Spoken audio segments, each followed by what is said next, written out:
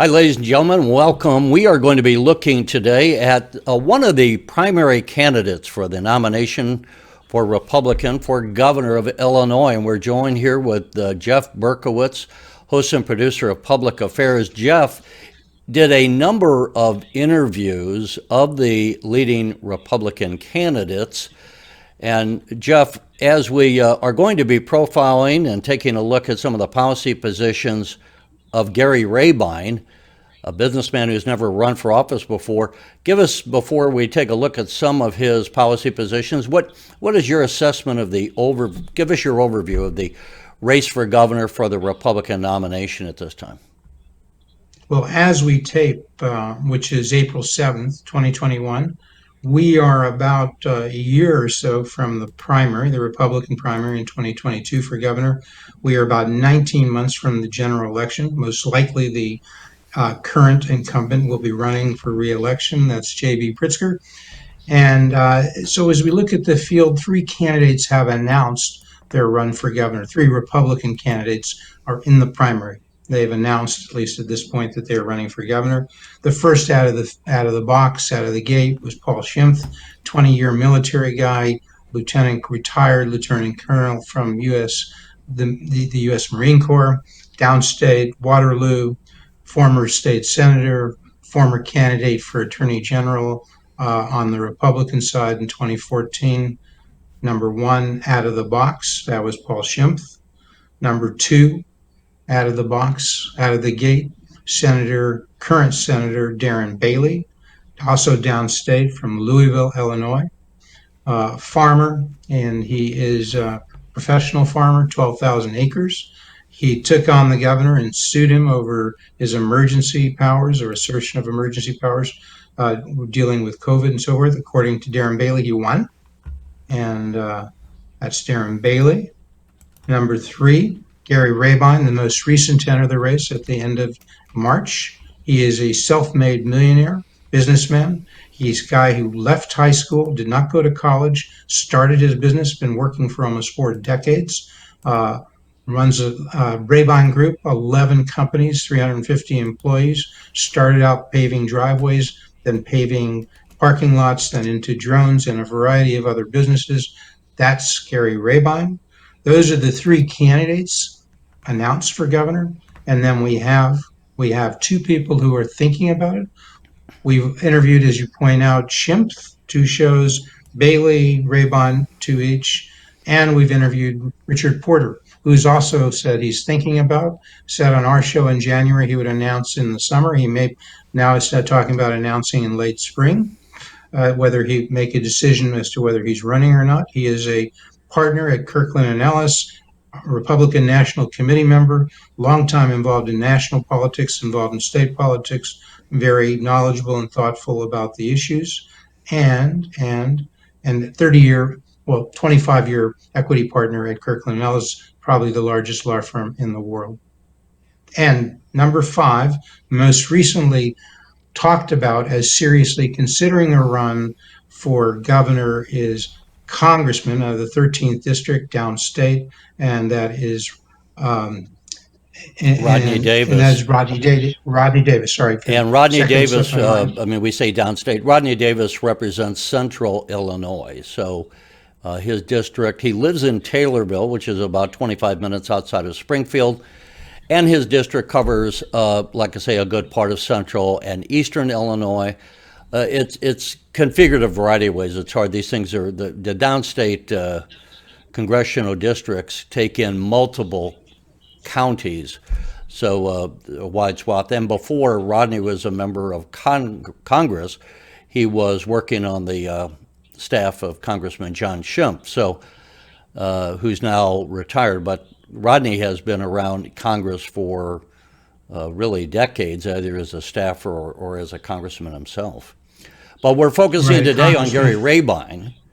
And I just want to say one thing about Rodney, just to give people some 30 seconds of background. He is always viewed as a national figure. He's been he's holding a seat for the last 8 to 10 years. He's had some close races, not so close the last time around, but before. So he's viewed as somebody who knows his way around.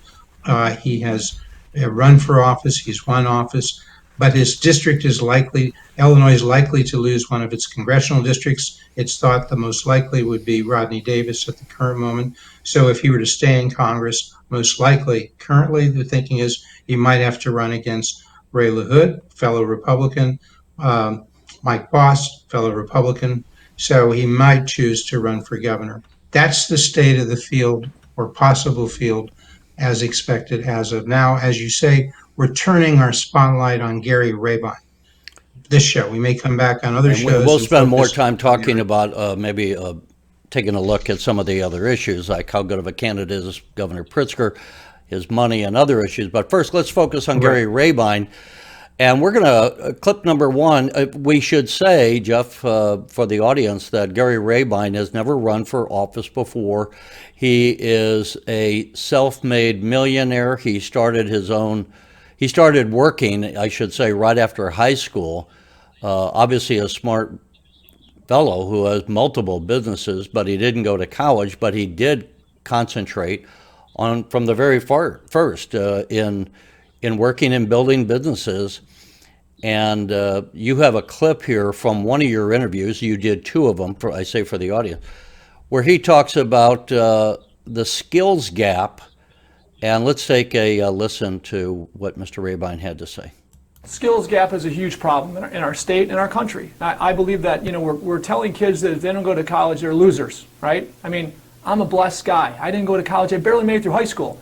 But my blessing is that I jumped into business early on. I became an entrepreneur at a young age, and I learned from my mistakes, and I learned all about economics. I learned a lot about finance and sales, all the things you have to learn in business by making a lot of mistakes. But I believe that my businesses that we run today in Illinois, 11 companies we have, all in Illinois, by the way, and of those companies, my accountant would tell you, 9 of those companies, get them the hell out of Illinois. You're losing money in Illinois. Your regulation's killing you. The regulation, what else is hurting? Litigation, regulation, taxation, all these things are worse here than everywhere right now. And it wasn't this way only 15 years ago, right? Is he done?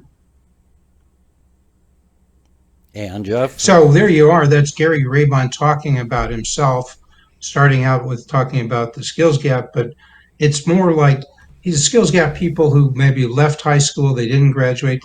Gary did, but as he said, he barely got out of high school. So you can identify with those people. And what he's doing is outlining how he learned to do business by doing business, the school of hard knocks. So he learned economics, he learned finance, he learned sales by paving driveways and getting customers and putting together the figures and hiring people to help him. He's somebody who he learns by looking at people who are mentors, learning from them, seeing what they're doing. That's how he's learned. Self-made, self-taught, self-made millionaire. Okay, and he also talks about Illinois wasn't always this way, the way it is now.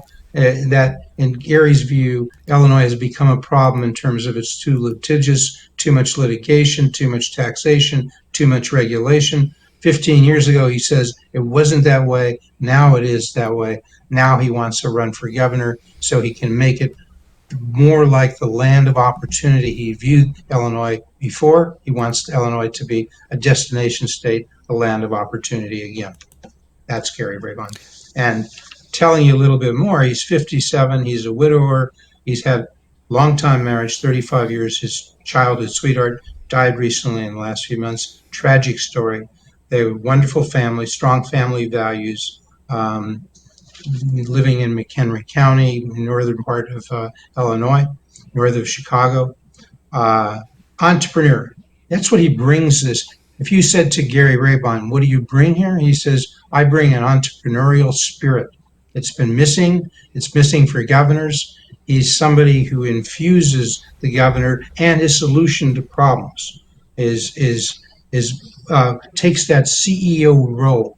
He doesn't view himself. He wouldn't align himself with Bruce Rauner, who is a different kind of businessman. Well, He would Rabine say says, J.B. Pritzker is a different kind of businessman. He is different. He is a CEO, but a self-made CEO. yeah, Rabine goes by, calls himself the ditch digger CEO. Gary Rabine is the businessman who has calluses on his hands. And in his recent announcement for governor, he says Governor Pritzker inherited when he was born, billions of dollars. Rabine's phrase, which is not original to him, but he was born on third base and thought he hit a triple. So his contrast is Governor Pritzker says he's a businessman, but he just inherited his money. I've made my money. I know how to create jobs. I've done it. So that's, I would say, his big thrust of his campaign. Illinois is in a bad way financially, and I'm the guy to turn it around. I was talking to Gary Rabine about how you deal with this $400 billion pension liability issue. And I said to him, if the state had the power to file for bankruptcy, if the cities and villages have the power to file for bankruptcy, maybe the unions who think that they are in the power position now, because under the current constitution, the state and local governments can't cut pension benefits. With bankruptcy powers, they could. He said, power, that's not it, Jeff. In his view, he says it's about people coming together, working together to solve problems. About actually, creating a vision that people from all sides can understand and create clarity in the vision. Now, there's going to be bad people on both sides, or whatever, that don't want anything to get done because they temporarily are winning with this pyramid scheme, okay? But anybody that's honest, if they can understand the vision and the darkness of the vision ahead for Illinois, they're going to hopefully want to help and change. Republican, Democrats alike, in my opinion. I'm a little naive because I believe in a win-win, right? But I'm confident that can happen. And in his view, people are good once they see how dark the vision is, how difficult this $400 billion issue is to deal with. He basically is saying people will see we have to cut pension benefits, and they'll be willing to take their haircut along with others. That's kind of Gary Rabine's view of the world. He said, in that clip, he said, maybe I'm too idealistic. Maybe I'm naive. But that's how he looks at the world. He says he looks at it, it's a win-win. We sit down, we work things out. So that's number one. Number two, he has said during the show that he understands that we would have to amend the Constitution to cut pension benefits or do something else that allows us to cut pension benefits. They're just too high to deal with them the way they are. I think it's interesting that Mr. Rabine not only is a successful businessman, created a paving company that he first started in the northern Illinois area and then expanded to throughout Illinois, but now is doing paving in all 50 states. So he's been someone who's been extremely successful in that. But he really feels these issues in his own pocketbook and the impact. And I think a lot of candidates over the years, the fact that he hasn't held office before, we contrast that to a lot of candidates over the years who maybe have spent their career in government, and these issues are a little bit secondary to them. They're like intellectual issues as compared to a guy, I think, like Gary Rabine, who really has had to deal with these in his own life and in his own businesses on a daily basis. Yes, and if we can project a little bit, somewhat editorializing, but if we look ahead and see what the issues may be in 2022, we do have a chart that gets at what you're just talking about, which is how high are these pension benefits? What actually are those average benefits by grouping? And we have a chart that I think illustrates that. People look at the pension benefit data for Illinois state retirees. They see what's known as 5 funds. TRS on the left column, SURS, SERS, SARS, SERS, JRS, GARS, CARS. The top fund is the teachers. These are teachers across Illinois outside of Chicago. Their average retirement, these are at retirement for people who've been in 30 plus years teaching. They're retiring at age 59, average almost $80,000 per year. And then we go down to the college employees and other employees for colleges, universities, public universities around Illinois. Average for people 30 years or more, 71,000. That could be somewhat lower. You got faculty making much more, but you have some of the other employees who are not professionals perhaps as a part of that. And then you have the state employees, SERS, clocking in at 54,000. I guess some of these are able to also pay into, it says plus Social Security.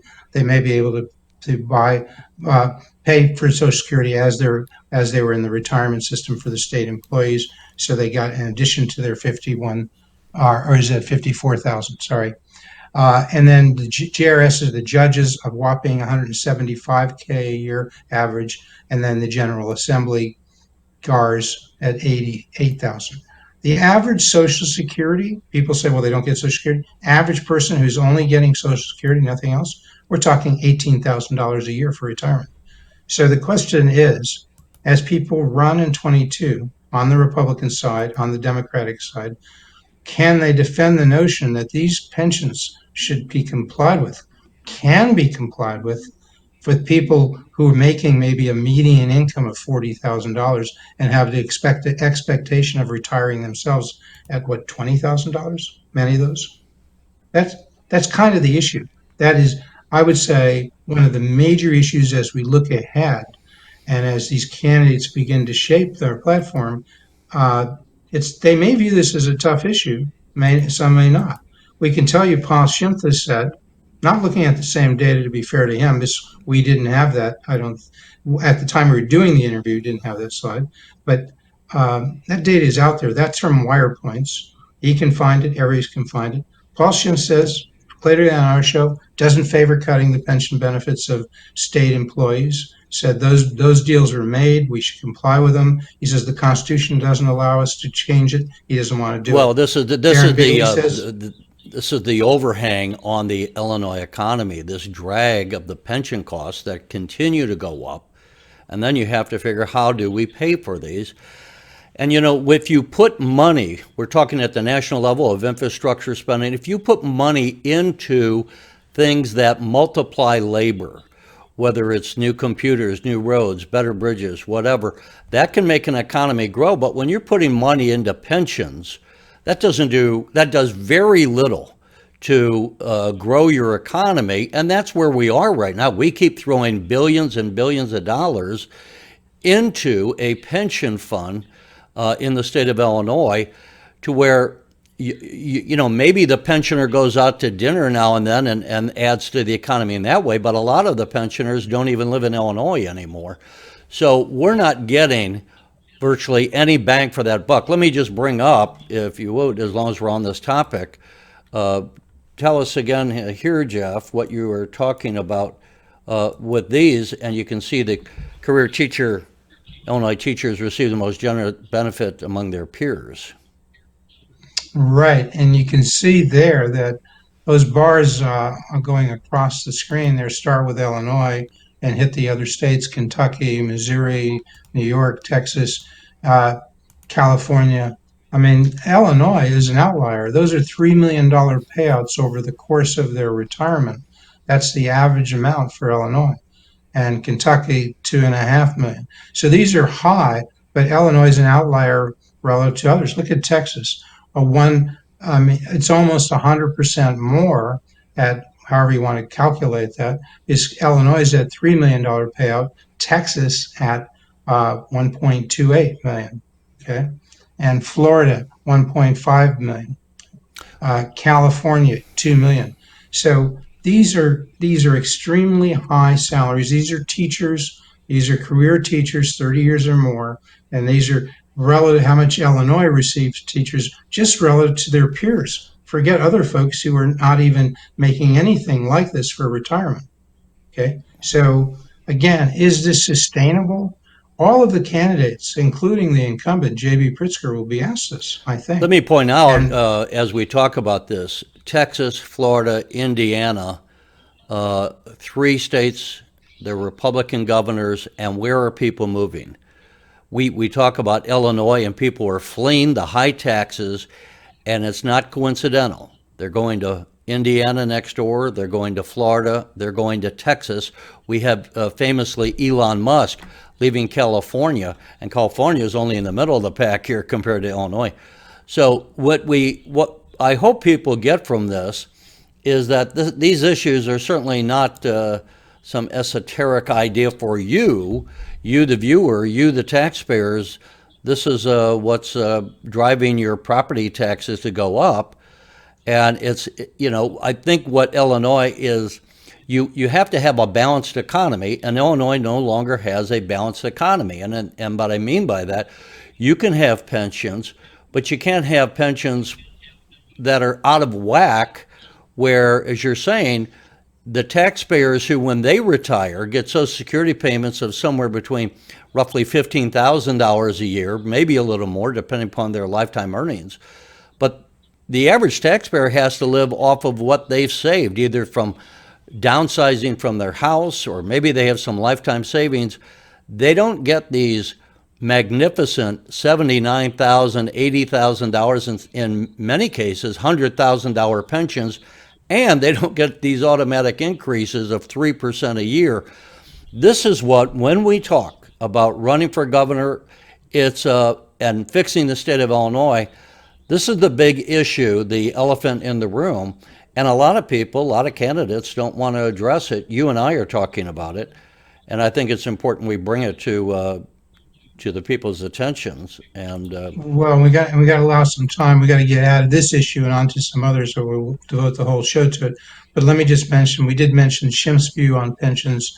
We started to mention Darren Bailey has said on the show that he would agree to a cut of pension benefits. We'll have to get a clearer view and more specifics from him as the campaign rolls on.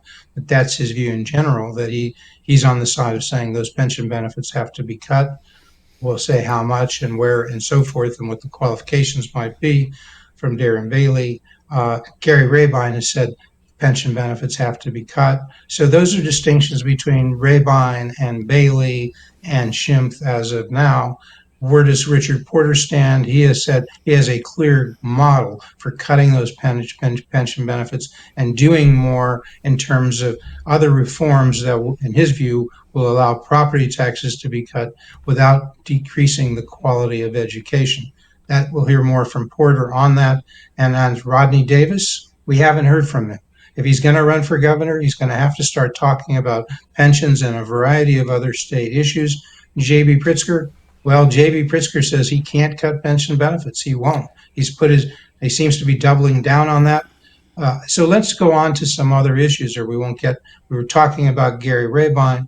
Where is he? What is another major issue? Obviously, it's COVID. Obviously, it's the lockdown. He differs tremendously with the governor as to the lockdown, the shutdown. In Gary Rabine's view, again, looking at Wirepoint's data, Chicago Tribune data, the COVID disease was and is a disease primarily of the elderly, of people over 60, and people with pre-existing conditions. His view, we could have kept the schools open. Those kids were not at danger. Teachers weren't at danger. We could have kept them open safely. We could have kept people in the workplace. We could have avoided a great harm that was done, not just to people's livelihood, but to their life. That is Gary Rabine running, if he runs. I mean, as he's saying he's running on that COVID issue. We'll have to hear from Governor Pritzker give a defense. We'll hear more from Porter and all the other candidates, and Rodney Davis if Rodney. But Jeff, you didn't talk to him. That is an issue. I think COVID will be not much of an issue by the time we really get to a year from now. I think it'll be certainly something, but largely in our past. I think in my view, the population's looking forward. You can criticize Governor Pritzker. I don't know how much that's going to ring, but you also talked to Mr. Rabine about law enforcement and about how he would address some of the lawlessness that happened in Chicago, the rioting that we saw, the attacking of the stores right on the Magnificent Mile. Let's listen to what he had to say about that. And I believe you shoot to stop bad people. And this is not the case. This has not been the case in Chicago. Not shoot to kill, shoot to stop. Oh, shoot to stop them. I mean, if people are if somebody's life is jeopardized, a police officer or somebody owns a store, or their livelihood is jeopardized, right? They're going to lose their business. They may lose their life, but they're for sure going to lose a lot of their business by letting these people take everything they got. Okay, that dignity of building a business and the time it takes to do it, these people, their lives are ruined. And people understand their lives are ruined. Those employees that worked in those places for so long that don't have jobs now, their lives are ruined. How isn't that a crime? That hey, when you think it's okay to do that, be aware that you could be shot. And that should be the case, in my opinion. That was a clip from the summer of talking about the issues of the summer of 2021. It may seem distant now. This was almost a year ago. These were the riots. These were the lootings that occurred in Chicago, other parts of Illinois, other parts of the country. In a nutshell, what's Rabine saying there? He says, look, you got to respect the livelihood of people because their lives are intertwined with those livelihoods. So whether it's an employer losing his business from looting, whether it's an employee losing his job or her job because her business or his business where they worked has been knocked out, that's their livelihood. That's their lives. He understands the dignity of labor, whether it's the boss or whether it's the employee. He cares. He identifies with these people.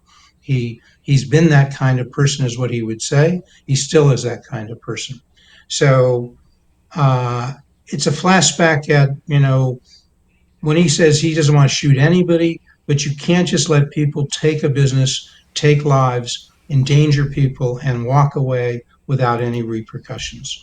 But Gary's view, that view permeates him in terms of what he cares about. Thinking more broadly, you touched on this earlier where you talked about taxes, property taxes, high property taxes. High property taxes drive down property values. People who have invested in their home equity is lost. These are not just rich people, these are people across the state of Illinois. This explains the out-migration, people leaving. As people leave, you have fewer taxpayers, fewer jobs. This is Gary Rabine. So the economy is going to be a big issue, Jeff. But before we run out of time here, I want to move on to let's just talk about issues. Can the Republicans put up a candidate, a viable candidate, when they're going against someone with the wealth of J.B. Pritzker, who obviously is a Democrat in a Democratic state? Can the Republicans, who held the governor's mansion for 25 years, do they have someone who can come back and lead them back to the governor's mansion? We saw Bruce Rauner did it, but he ran against Pat Quinn. I think Pat Quinn was not as strong of a candidate as Governor Pritzker might be. Or do you see Governor Pritzker, speaking of COVID, as having been wounded? What are the weaknesses? What are the strengths of Pritzker? And give us your assessment of, can the Republicans have a fighting chance at taking the governor's mansion back? Well, polling, private and otherwise, that I hear about shows Pritzker in trouble on COVID. And if that's still an issue, that could be an issue. He once was in the 60% approval rating for his handling of COVID, appears to be now in the low 40s. But yet, overall, as governor, we're still seeing some private and other polling showing something like 53-47 favor of Pritzker. So he's still above water. But guess what? He hasn't had people coming at him daily. Will that happen? Will any of these five or all of these five Republican candidates emerge who will come at him daily? Will they go further, other than COVID, other than pensions, other than out-migration?